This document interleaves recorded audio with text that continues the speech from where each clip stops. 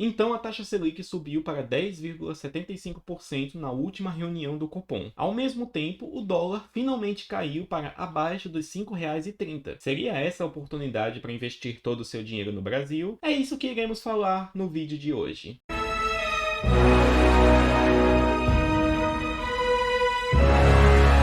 E saudações àqueles que nos assistem. Sejam bem-vindos ao canal da Climb Investimentos, uma casa de análise dedicada a trazer o melhor conteúdo para você, investidor. Meu nome é Josué e eu sou analista de valores mobiliários. Por aqui nós falamos sobre economia, mercados e investimentos, tudo isso sobre uma ótica de internacionalização. Então, se você gosta desse tipo de conteúdo, já se inscreve aí no canal, deixa o seu like no vídeo e aperte o sininho para receber as notificações sempre que for saindo um vídeo novo. E para poder comentar sobre o movimento que vem acontecendo tanto na bolsa quanto na cotação do dólar, eu vim aqui no TradingView para poder mostrar alguns gráficos. Primeiro, o gráfico do dólar cotado em reais. E o que se observa é que ele vem numa trajetória de descida muito forte. Quando eu pego aqui o gráfico e coloco para mostrar apenas o período de 2022, ou seja, do dia 1º de janeiro até o momento em que este vídeo está sendo gravado, que é na noite do dia 7 de fevereiro de 2022, nesse período tem-se que o dólar já acumula uma queda de 7,36%, o que é algo bastante relevante. E isso é ainda mais importante quando se contrasta tudo isso com o movimento do chamado índice dólar. Esse gráfico em amarelo que vocês podem ver aí na tela mostra o chamado índice dólar, que corresponde a uma cesta de moedas, as principais do mundo, que são atualmente iene, euro, libra esterlina, franco suíço, dólar australiano e dólar canadense, todas essas moedas ponderadas de acordo com seu peso na economia mundial. E o que o Dollar Index faz é mostrar a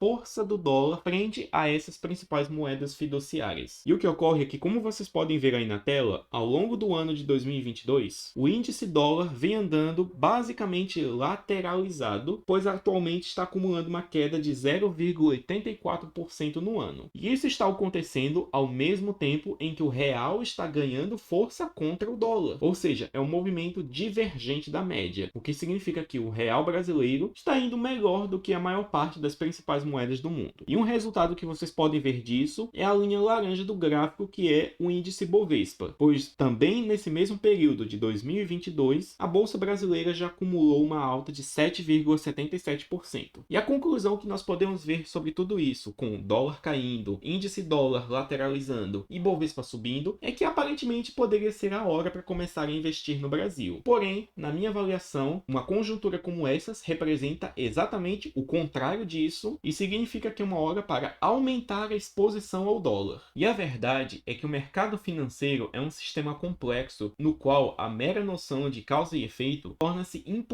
de identificar. Ou seja, não tem como saber quais são as causas por trás desses movimentos no dólar e na Bovespa que eu falei ao longo deste vídeo. Mas se existe uma coisa que é basicamente uma certeza, é que no longo prazo o dólar vai subir em relação ao real. Isso vem devido à chamada teoria da paridade do poder de compra, que diz que a taxa de câmbio justa entre duas moedas vem devido a uma relação entre suas inflações relativas. E o que ocorre é que a inflação do dólar tende a ser muito menor do que a inflação do real. Portanto, essa divisa estadunidense tende a se valorizar sempre no longo prazo. Portanto, você aproveitar uma queda na taxa de câmbio para se dolarizar consiste em aproveitar uma oportunidade de dolarizar o seu patrimônio a fim de ter uma resistência muito maior contra a inflação. Só que quando eu falo aqui de dolarização, eu não falo simplesmente de comprar a moeda dólar e deixar ela parada na sua conta bancária no exterior, que você pode abrir facilmente através, por exemplo, da Nomad Global. Quem quiser saber mais detalhes sobre isso, pode conferir, inclusive, este vídeo que eu irei deixar aqui no izinho. Quando eu falo em dolarizar o patrimônio, eu quero dizer você investir em ativos denominados em moeda forte. E esses ativos podem ser ações de empresas, um imóvel no exterior, algum fundo que investe em metais preciosos e o Bitcoin, que indiretamente também é um ativo dolarizado. Pois ao fazer isso, você ganha uma dupla camada de proteção contra a inflação. inflação? Primeiro, você tem o seu ativo, que tem uma tendência a gerar um retorno acima da inflação, ou seja, isso te protege contra a perda do poder de compra. Por outro lado, você tem a moeda em que esse ativo está sendo denominado, que é uma proteção contra a inflação do real, ou seja, o dólar te protege contra o real e o ativo te protege contra o dólar. E possuir patrimônio e, se possível, até renda dolarizadas é algo muito importante, principalmente se você mora no Brasil, pois aqui nós temos, além de vários riscos específicos associados ao país, nós temos também uma moeda que é muito mais fraca do que a média das moedas desenvolvidas. E é por causa disso e de vários outros fatores que eu defendo que quem mora dentro do Brasil deve ter quase que a totalidade do seu patrimônio fora do Brasil. Isso é um argumento um pouco polêmico, mas que eu já detalhei num outro vídeo e que eu irei deixar o link aqui no izinho. Mas por agora é suficiente dizer que é ideal que você que mora no Brasil tenha renda vinda em dólar, pois dessa forma você está ganhando dinheiro numa moeda forte que tende a reter mais o seu poder de compra ao longo do tempo, ao mesmo tempo em que gasta seu dinheiro em real, que é uma moeda muito mais fraca. Então esse tipo de arbitragem cambial consegue elevar